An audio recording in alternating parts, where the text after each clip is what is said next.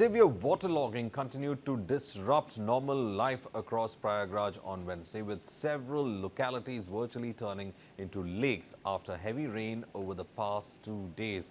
In some areas, roads remained submerged under waist-deep water, while rainwater and overflowing drains entered homes, lodges and student accommodations. Amid the continuous rainfall, the water levels of the Ganga and Yamuna rivers are also rising rapidly. The Ganga was not reached the Hanuman temple this time, but just 2 days after the rain, several parts of the city are already facing flood-like conditions. And these waterlogged residential areas are not unauthorized colonies. Even Georgetown, one of Prayagraj's most affluent neighborhoods, is completely submerged. The municipal corporation deployed pumps to drain out the water, but even those have failed to provide relief. In some areas, people are being rescued and shifted to safer locations. In other, residents are abandoning their ground floors and moving to higher and safer places. Shopkeepers too are now moving out from the banks of the Sangam as the water levels of the Ganga and Yamuna rivers continue to rise. The administration has already issued an alert prompting people in the area to move to safer locations. Earlier, the Allahabad High Court took suo motu cognizance of the situation of waterlogging in Prayagraj, noting that the civic failure caused difficulties for the people of the city. Our ground report from Prayagraj exposes the city's fragile infrastructure and drain systems. Prayagraj के संगम क्षेत्र में जलस्तर बढ़ने के कारण अब लोग यहां से जाने लगे हैं और हम पहुंच गए हैं संगम क्षेत्र में। बड़े हनुमान मंदिर के सामने हम मौजूद हैं और आप देख सकते हैं कि किस तरह से लोग अपना बोरिया बिस्तर समेटकर, दुकानों को समेटकर अब यहां से जाने लगे हैं, क्योंकि आशंका है कि आगे और जलस्तर बढ़ने वाला है और बाढ़ की स्थिति यहां पर पैदा होने वाली है। अभी के हालात अगर हम आपको यहां पर दिखाएं तो आप देखेंगे कि बड़े हनुमान जी के मंदिर के ठीक सामने की जो सड़क थी वो पूरी तरीके से जलमग्न हो चुकी है।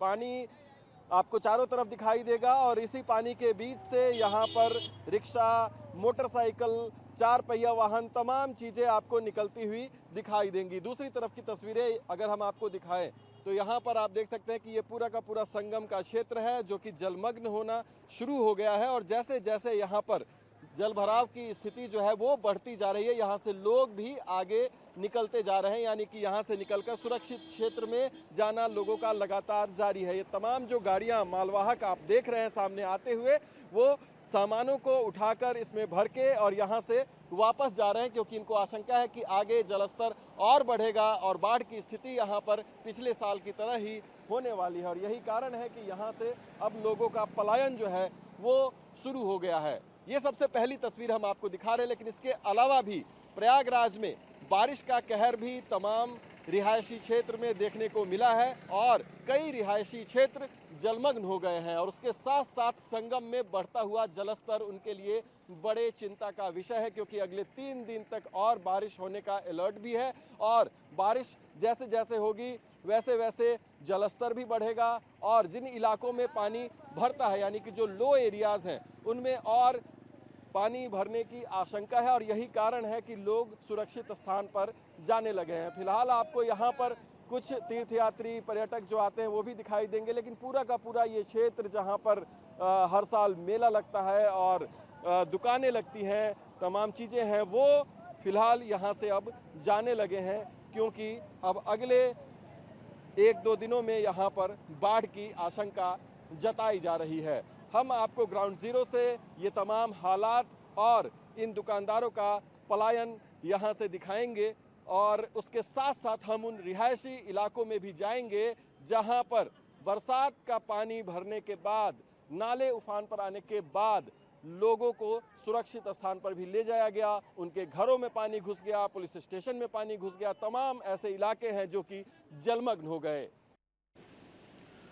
The waters have entered even affluent neighborhoods, not only in unauthorized colonies, and one of the difficult problems has been that despite using pumps, the water is not leaving certain locations, and this is because the pumped water goes straight into the drains and the drains are blocked, and the same water is again recycled back onto these areas, and therefore there is an inability to ensure that the water is drained from these locations. So the pumps that are being used to drain water have also failed because the drains have been badly managed.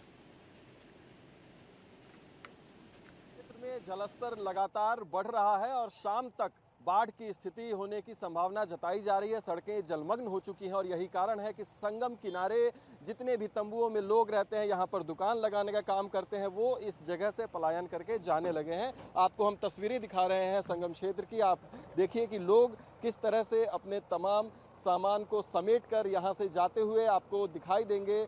इधर की तस्वीरें अगर हम आपको दिखाएं तो देखिए किस तरीके से पोर्टेबल टॉयलेट्स जो यहाँ पर लगाए गए थे, जो भी श्रद्धालु आते हैं उनके लिए, उनको भी ट्रैक्टर से यहाँ से खींचकर लेकर जाया जा रहा है। और सामने एक तस्वीर आप देखिए, ये तमाम परिवार हैं, महिलाएं हैं और सभी ने अपना सामान यहाँ सर पर लाद रखा है और यहाँ से जो भी सामान उनके पास था, जिस तरह से भी वो रह रहे थे, यहाँ सर उठाकर लेकर जा रहे हैं। सैकड़ों की संख्या में इस तरह से परिवार यहाँ पर तंबुओं में रहते हैं। साल भर यहाँ पर श्रद्धालुओं का आना जाना लगा रहता है।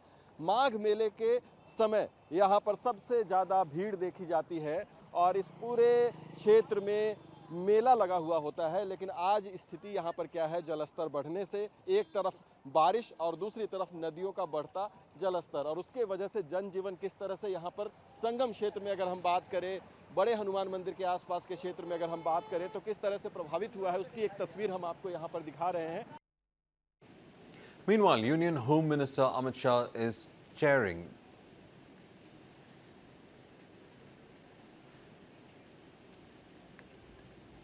Meanwhile, on the ground, there have been, in Prayagraj especially, the city has been exposed because of its fragile infrastructure and drainage system. Earlier, the Allahabad High Court also took suo motu cognizance of the severe waterlogging in Prayagraj.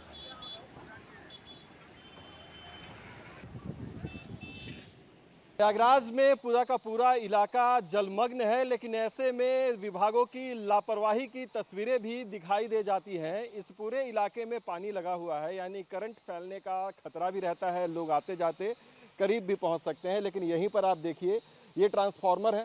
Transformer के आसपास ये fencing ज़रूर की गई, जब पानी लग गया कि आसपास लोग कहीं केबल के नज़दीक ना चले जाएं, लेकिन साथ ही साथ इस बॉक्स को यहाँ पर खुला हुआ छोड़ दिया गया। अब आप देख सकते हैं कि इसको तरीके से बंद करना चाहिए था, बंद करने के बाद इसको लॉक करना चाहिए था, लेकिन ये बॉक्स जो है वो यहाँ पर खुला हुआ छोड़ दिया गया है। और सामने आप देख सकते हैं कि जो वायरिंग है, जो कनेक्शंस हैं, वो सारे ओपन हैं, यानी कि पानी का स्तर अगर और बढ़ता है, उसको टच करता है तो बहुत ही खतरनाक है ये। हालांकि लोगों ने हमें बताया, बिजली विभाग वाले लोग आए थे, उन्होंने कुछ यहाँ पर सुधार किए, लेकिन उसके बावजूद ये एक खतरा है। इस तरीके से इस बॉक्स को नहीं खुला हुआ छोड़ना चाहिए। सामने ढक्कन पे अगर आप देखेंगे, उसके कवर पे भी 2 पॉइंट दिए गए हैं लॉक करने के लिए उसको, यानी कि उसको लॉक किया जा सकता था, लेकिन उसके बावजूद विभाग के जो अधिकारी, जो कर्मचारी यहाँ पर पहुँचे, उन्होंने शायद इसको ज़रूरी नहीं समझा कि वो इसको लॉक करें, और इस खतरनाक स्थिति में यहाँ पर इस बिजली की वायरिंग को छोड़ दिया गया है। जलमग्न इलाके में सबसे ज़्यादा खतरा करंट के फैलने का रहता है। सुबह से शाम तक यहाँ पर